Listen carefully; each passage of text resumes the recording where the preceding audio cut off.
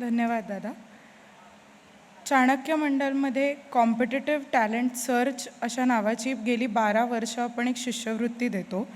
ती मिळवल्यानंतर तुम्हाला कुठलाही चाणक्य मंडलचा एक कोर्स मोफत करता येतो. अशीच कॉम्पिटिटिव्ह टॅलेंट सर्च शिष्यवृत्ती मिळवलेली प्राजक्ता चंगेडिया आता तुमच्याशी बोलेल. ती चाणक्य मंडलची विद्यार्थी कार्यकर्ता फॅकल्टी आहे. तिने चाणक्य मंडळमध्ये 2010-11 साली प्रिपरेटरी कोर्स आणि 2013-14 साली UPSC कॉम्प्रिहेन्सिव्ह कोर्स केलेला आहे. 2017मध्ये राज्यसेवेमध्ये STI म्हणून तिची निवड झालेली आहे.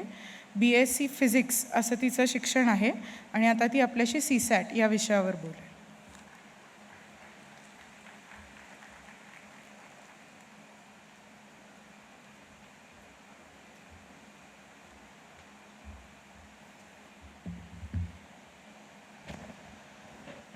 Good afternoon everyone. Respected sir, आदरणीय व्यासपीठ आणि माझ्या सर्व मित्रमैत्रिणींनो. CSAT म्हटलं की जनरली लोकांच्या अंगावर काटा येतो की नको नको हा सब्जेक्ट नको, आपल्याला काय ह्याच्यात मार्क्स पडत नाही.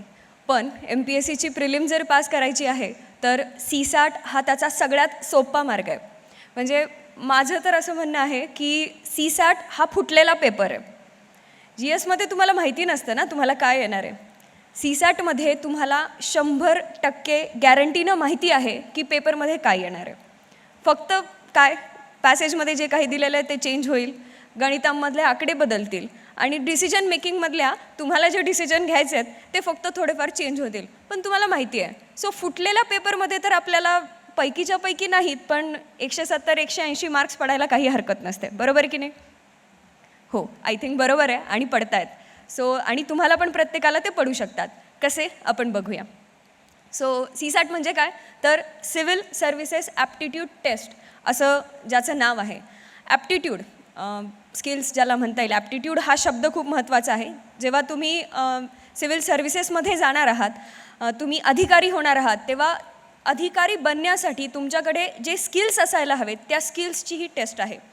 आपण UPSC आणि MPSCमध्ये हा एक फरक आहे की UPSCच्या पूर्वपरीक्षेमध्ये तुम्हाला CSAT आहे पण तो फक्त क्वालिफाईंग आहे, म्हणजे तुम्हाला फक्त 67 मार्क्सची गरज असते. पण MPSCमध्ये मात्र तुमच्या कट ऑफमध्ये CSATच्या मार्क्सचा समावेश केला जातो. जर तुम्ही कंपॅरिझन केलं दोन्ही मार्क्सची ॲडिशन केली तर 400 मार्क्स असतात टोटल. 200 मार्क्स CSATला असतात, 200 मार्क्स ज्याला आपण जनरल स्टडीज असं म्हणतो त्या विषयाला असतात. सो आणि कट ऑफ या वर्षीचा जर आपण बघितला तर तो 247 होता. आणि खूप असे विद्यार्थी आहेत की ज्यांना 170, 180, 190 या रेंजमध्ये मार्क आहेत. जर तुम्हाला CSATमध्ये तुम्ही इतकं स्कोअर करू शकता तर तुमचं GSचा जो स्कोअर आहे तो कम्पॅरेटिव्हली कमी जरी आला, कारण GSमध्ये चान्सेस आहेत की कदाचित तुम्ही न वाचलेल्या टॉपिकवर क्वेश्चन आले किंवा असं काही होऊ शकतं आणि कम्पॅरेटिव्हली तुमचे मार्क्स त्याच्यामध्ये कमी होऊ शकतात. सो असं असताना CSATवर तुम्ही जेवढा जास्त फोकस कराल तर मग GSमध्ये तुम्हाला 100 मार्क्स जरी आले तरीसुद्धा तुम्ही प्रिलिम क्वालिफाय एकदम आरामशीर करू शकता. तर आता CSATमध्ये एक्झॅक्टली काय आहे ते बघायचं आहे. खूप मोठा सिलेबस नाही आहे, 4 लाईन आहेत फक्त. पहिलं रिडिंग कॉम्प्रिहेन्शन. रिडिंग कॉम्प्रिहेन्शन म्हणजे काय, तुमच्यासमोर एक उतारा दिलेला असतो. आपण लहानपणापासून हे सगळं करत आलो. तुम्हाला त्या उतारावर एक 10 ते 15 ओळींचा उतारा असतो. त्याच्याखाली तुम्हाला 5 प्रश्न दिलेले असतात आणि त्यांचे पर्यायसुद्धा खाली दिलेले असतात. त्याच्यापैकी तुम्हाला योग्य उत्तर शोधायचं आहे त्या उतार्यामध्ये बघून. बरोबर की नाही? म्हणजे पुस्तक तुमच्या समोर आहे, तुम्हाला फक्त उत्तर शोधायचं आहे. बरोबर की नाही? आणि असे 50 प्रश्न, एकूण 80 पैकी 50 प्रश्न या उतार्यावर असतात. पहिला टॉपिक झाला रिडिंग कॉम्प्रिहेन्शन. 80 पैकी 50 प्रश्न संपले जे तुमच्या पेपरमध्येच आहेत. उरलेले 3 टॉपिक आहेत. पहिला आहे मेंटल ॲबिलिटी म्हणजे बुद्धिमत्ता चाचणी, ज्याच्यावर 12 ते 13 प्रश्न येतात. अंकगणित याच्यावर सुद्धा 12 ते 13 प्रश्न येतात. आता बुद्धिमत्ता चाचणी म्हणजे काय तर नातेसंबंध, दिशांची एक्झाम्पल्स किंवा दोन वेगवेगळ्या लोकांचे वयामध्ये, म्हणजे ज्याला आपण कंपॅरिझन म्हणतो की हे जास्त आहे की हे कमी आहे, जे साधी आपण स्कॉलरशिपच्या परीक्षांमध्ये किंवा आणखी कोणत्या परीक्षांमध्ये जे आपण आत्तापर्यंत शिकत आलो आहे 10वीपर्यंत, मी 12वीही म्हणत नाही आहे, असं सगळं सोपं बुद्धिमत्ता चाचणीचा त्याच्यामध्ये समावेश होतो. अंकगणित तुम्हाला वेगवेगळे आकडे दिलेले असतात, त्याच्यामधला सहसंबंध ओळखा किंवा त्याच्या कोणता मोठा आहे किंवा कोणता लहान आहे. त्यानंतर काळ, काम, वेग याची गणितं. त्याच्यानंतर रेल्वे एवढ्या वेगानं धावती आहे तर एवढा पूल क्रॉस करायला तिला किती वेळ लागेल, असा साधासा प्रश्न ज्याच्यासाठी तुम्हाला फक्त एक सूत्र माहिती पाहिजे आणि ते म्हणजे वेग जो आहे तो कसा काढायचा आणि तो अंतर भागिले वेग करून काढायचा. इतकं साधंसं आपल्याला माहिती असायला पाहिजे. आणि याच्यातला चौथा शेवटचा सगळ्यात महत्त्वाचा जो टॉपिक आहे तो आहे डिसिजन मेकिंग. आणि या डिसिजन मेकिंगमध्ये आपण पुढे अधिकारी होणार आहोत आणि आपल्याला अधिकारी झाल्यानंतर प्रत्येक पावलापावलावर निर्णय घ्यायचे. ते निर्णय घेताना ते जनतेसाठी, प्रशासनासाठी आणि सगळ्यांच्या भल्यासाठी ते तुमचे इथिकल असावेत, ज्याला आपण इथिक्स हा जो UPSCमध्ये खूप मोठा टॉपिक आहे, अख्खा एक पेपर आहे. आपल्याला MPSCमध्ये तो नाही आहे, पण या 5 प्रश्नांमध्ये कुठेतरी ते MPSCनं कव्हर केलं आहे. ते डिसिजन्स तुमचे, तुम्ही कशा प्रकारचे अधिकारी होणार आहात हे ठरवतं. एकूण 80 प्रश्न आहेत, 200 मार्क्स तुम्हाला याच्यासाठी मिळतात आणि प्रत्येक प्रश्नाला 2.5 मार्क आहे. GSमध्ये 2 असतात, CSATमध्ये 2.5 मार्क असतो. निगेटिव्ह मार्किंग असते 1/3, म्हणजे तुमच्या प्रत्येक 3 चुकीच्या प्रश्नांमागे तुमच्या एका बरोबर उत्तराचे, जे तुम्ही बरोबर प्रश्नाचं उत्तर दिलं आहे त्याचे मार्क्स कमी होतात. फक्त डिसिजन मेकिंगचे जे प्रश्न आहेत त्याच्यामध्ये मात्र तुमचे मार्क्स कमी होत नाहीत. त्याच्यामध्ये तुम्हाला 2.5 ते 0 या वेगवेगळ्या रेंजमध्ये मार्क दिले जातात. पण जरी तुम्हाला 0 मार्क्स पडले तरीसुद्धा तुमचा तिकडचे मार्क्स मात्र कमी होणार नाही आहेत. आता या सगळ्यांचा अभ्यास करताना काही गोष्टी खूप महत्त्वाच्या आहेत. ते स्किल्स आपल्याकडे असायत. सरांनी स्टडी स्किल्सबद्दल सांगितलं आणि त्याच्यापैकी मोस्ट ऑफ द स्किल्सचा आपल्याला या CSATचा पेपर सॉल्व करताना उपयोग होतो. तुम्हाला जर हाच पेपर सॉल्व करायला 2 तासाऐवजी जर 4 तास दिले किंवा 5 तास दिले तर प्रत्येकाला 200 पैकी 200 मार्क्स पडतील. पण आपल्याला ते 2 तासामध्ये करायचं आहे, म्हणजे आपला वाचनाचा स्पीड खूप जास्त हवा. खूप जास्त म्हणजे स्वामी विवेकानंदांना एवढी अपेक्षा नाही आपल्याला, पण एक ॲव्हरेज जो स्पीड असतो तेवढा कमीत कमी चांगला स्पीड आपला असायला हवा. टाईम मॅनेजमेंट आपलं झालं पाहिजे, म्हणजे त्या 2 तासामध्ये आपले ते सगळे 80च्या 80 प्रश्न सोडवून झाले पाहिजेत. म्हणजे वाचून होऊन सोडवण्यापर्यंत प्रत्येक आपली प्रोसेस कंप्लीट झाली पाहिजे. सो टाईम मॅनेजमेंट आणि वाचनाचा स्पीड हे 2 खूप महत्त्वाचे मुद्दे आहेत.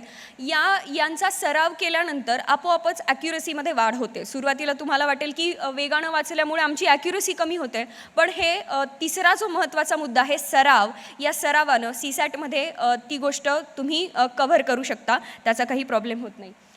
रीडिंग एक टॉपिक आपण थोडासा डिटेलमध्ये बघूया.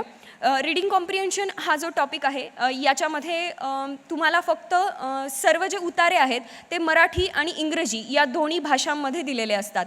म्हणजे ज्या माध्यमामध्ये तुम्ही कम्फर्टेबल आहात त्या माध्यमामध्ये तुम्ही तो उतारा सोडू शकता. फक्त 2 उतारे असे आहेत की ते फक्त तुमचं मराठी भाषेचं ज्ञान आणि तुमचं इंग्रजी भाषेचं ज्ञान चेक करण्यासाठी दिलेले असतात. त्याचं तुम्हाला ट्रान्सलेशन कुठेच मिळत नाही. त्याच्यासाठी तुम्हाला मराठीतच वाचून उत्तर द्यावी लागतील आणि इंग्रजीचा तुम्हाला इंग्रजीमध्ये वाचूनच त्याची उत्तरं द्यावी लागतील. आता या बाकीच्या जर उतार्यांचं आपण बायफर्केशन केलं तर वेगवेगळ्या विषयांवर तुम्ही त्याचं बायफर्केशन करू शकता. म्हणजे सायन्स अँड टेक्नॉलॉजी रिलेटेड आहे का, इकॉनॉमी रिलेटेड आहे का, किंवा आणखी आपले जे सगळे विषय आहेत ज्याला पॉलिटी, हिस्ट्री, करंट अफेअर्स, या सगळ्या वेगवेगळ्या विषयांवरचे ते उतारे आहेत असं तुम्ही बायफर्केशन करू शकता. किंवा दुसरा एक प्रकार असतो, एक प्रकारे माहितीपर उतारा आहे का की ज्याच्यामध्ये फक्त माहिती दिली आहे, आणि दुसरा प्रकार असतो की त्याच्यामध्ये ॲनालिसिस केलेलं असतं, त्या गोष्टींचं आकलन, विश्लेषण, अशा प्रकारचा तो उतारा असतो. सो जनरली माहितीपर जे उतारे आहेत ते सोडवण्यासाठी कंपॅरेटिव्हली सोपे असतात, त्यांची उत्तरं स्ट्रेट फॉरवर्ड तुम्हाला सापडतात. पण जे आकलन ज्याच्यामध्ये आहे किंवा विश्लेषण केलेलं असतं एखाद्या गोष्टीचं, त्याच्यामध्ये मात्र तुम्हाला थोडं जास्त स्ट्रेस द्यावा लागतो, तो उतारा तुम्हाला समजून घ्यावा लागतो. उतारे सोडवताना काही गोष्टी आपल्या खूप मेन चुकतात, त्या मी सांगू इच्छिते. त्या म्हणजे जेव्हा आपण MPSCचा अभ्यास करतो आपल्याला जवळजवळ सगळ्याच गोष्टींबद्दल थोडं का होईना माहिती असतं. सो बायोटेक्नॉलॉजीचा जर उतारा आला तर आपण आपल्या अभ्यासामध्ये बायोटेक्नॉलॉजी कुठेतरी वाचलेलं असतं, आणि मग उतारा जेव्हा तुमच्या समोर येतो तुम्ही म्हणता अरे मला त्याच्याबद्दल माहिती आहे, मला उत्तरं खूप सोपी येतील. पण इथे आपली चूक होते, कारण जेव्हा आपल्याला तो उतारा सोडवायचा आहे आपल्याला ती उत्तरं फक्त तेवढ्याच उतार्यामधून शोधायची आहे. आपल्याला तिथे जी जी गोष्ट दिली आहे त्याचाच फक्त म्हणजे त्याचंच फक्त आकलन करायचं आहे. आपल्याकडे जी आकलन क्षमता आहे ती वापरायची आहे. आपल्याकडे एक्स्ट्रा असलेली माहिती त्याच्यामध्ये जर टाकून तुम्ही ते उत्तरं लिहायला गेलात तर तुमचे मार्क्स जातात, तुमची उत्तरं चुकतात. तुमचं ते उत्तर इन जनरल प्रॅक्टिकल लाईफमध्ये बरोबर आहे, म्हणजे सूर्य पूर्वेकडे उगवतो हे बरोबर आहे इन जनरल. पण जर उतार्यामध्ये दिलं आहे की सूर्य पश्चिमेकडे उगवतो तर आपलं उत्तर सूर्य हा पश्चिमेकडे उगवतो हेच असलं पाहिजे आणि तेच बरोबर उत्तर आहे, कारण तेच तुम्हाला 2.5 मार्क्स देणार आहेत. प्रॅक्टिकल लाईफमध्ये ते चुकीचं आहे, पण परीक्षेमध्ये मार्क्स मिळवण्यासाठी ते गरजेचं आहे. सो रीडिंग कॉम्प्रिहेन्शन हा 50 मार्क्सचा खूप महत्त्वाचा टॉपिक आपल्याला इथे कव्हर करायचा आहे. त्यानंतर बुद्धिमत्ता चाचणी. बुद्धिमत्ता चाचणीमधले सगळे घटक 10वीपर्यंतच्या आपल्या जो सिलेबस आहे त्याच्यावर डिपेंडंट आहेत आणि त्याचं प्रॅक्टिस हे खूप महत्त्वाचं त्याच्यातला घटक आहे. अंकगणितसुद्धा तुम्ही जितकी जास्त प्रॅक्टिस कराल तितकं लवकर तुमचं अंकगणित कव्हर होतं. डिसिजन मेकिंगसाठी तुम्हाला कसे ऑफिसर्स बनायचं आहे याच्यासाठी मला वाटतं की आधी नवा विजयपथ आणि मग स्वस्त दशकाची डायरी जर तुम्ही वाचाल तर एक ऑफिसर म्हणून तुमच्याकडून काय अपेक्षित आहे आणि सरांची सत्र कंटिन्युअसली त्याच्यामधून तुम्हाला ते खूप लवकर समजेल आणि तो तुमचा अप्रोच डेव्हलप होईल की ॲज अ ऑफिसर म्हणून तुम्हाला ते निर्णय कसे घ्यायचे आहेत.